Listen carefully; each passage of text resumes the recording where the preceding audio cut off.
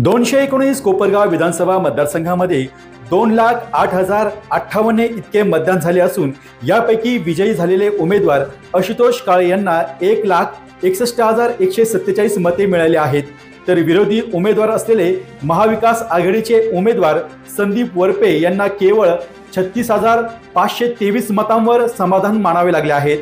कोपरगाव विधानसभा मतदारसंघामध्ये आशुतोष काळे यांच्या भरघोस मतांनी विजय झाला असून त्यांना 1,24,624 विक्रमी मतांचा लीड कोपरगावकरांनी दिला आहे। यावेळी विजयी उमेदवार आशुतोष काळे यांची कोपरगाव शहरातून विजयी मिरवणूक काढण्यात आली। या विजयी मिरवणुकीमध्ये महायुतीचे सर्व घटक पक्ष तसेच कोपरगावातील सर्वसामान्य नागरिक व महिला मोठ्या प्रमाणात सहभागी झाले होते। कोपरगाव तालुक्याच्या इतिहासामध्ये पहिल्यांदाच एवढ्या मोठ्या विक्रमी मताने निवडून येणारे आशुतोष काळे हे पहिलेच उमेदवार ठरले आहे। यावेळी विजयी उमेदवार आशुतोष काळे प्रसार माध्यमांशी बोलताना म्हणाले की मला सर्वात जास्त मतांनी कोपरगावकरांनी निवडून दिले असून आता मी त्यांचे आभार मानत आहे। तसेच या विक्रमी मतामुळे माझ्यावर विकास कामाची मोठी जबाबदारी मतदारांनी टाकली आहे। भविष्यात मतदारसंघाची परिपूर्ण बाजूनी विकास करणे हेच माझे ध्येय असणार आहे।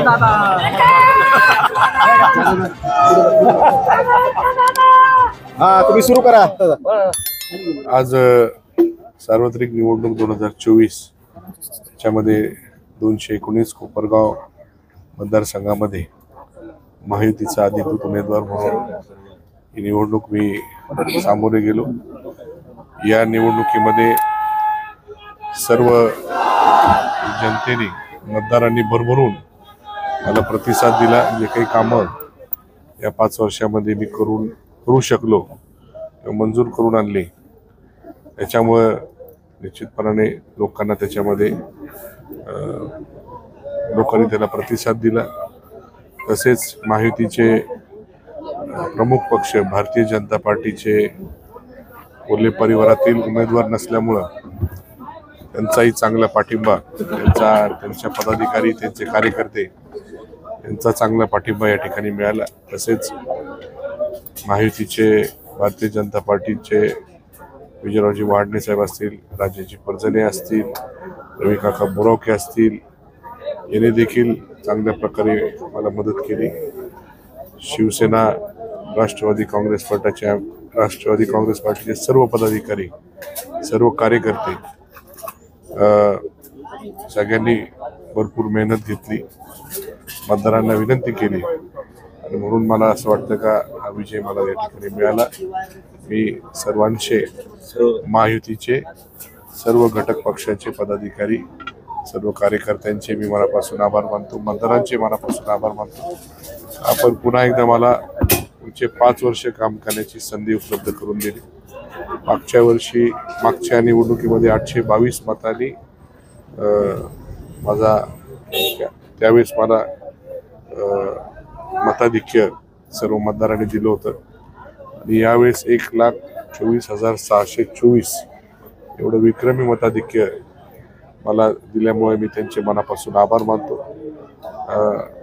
मागच्या काळामध्ये जसं काम केलं त्याच्यापेक्षा जास्त काम निश्चितपणाने या पुढच्या काळामध्ये करावं लागणार आहे आणि ती अपेक्षा सर्व मतदारांची माझ्याकडनं आहे आणि मग त्या पद्धतीचं काम करण्याचा माझा प्रयत्न असेल।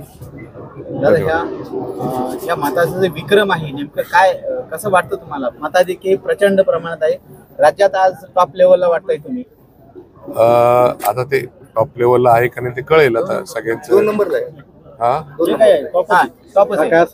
पहिल्या 5 मध्ये निश्चितपणे असेल, त्याच्यामुळं निश्चितपणे एवढं मताधिक्य आल्यानंतर जास्तीचं काम करावं लागेल। म्हणजे तसा माझा प्रयत्न आहेच, पण एवढं मताधिक्य मला दिल्यामुळे मतदारांसाठी अजून काय करता येईल त्याचा प्रयत्न मला निश्चितपणे पुढच्या काळामध्ये करावा लागेल। दादा, विजयाचा काय फॅक्टर?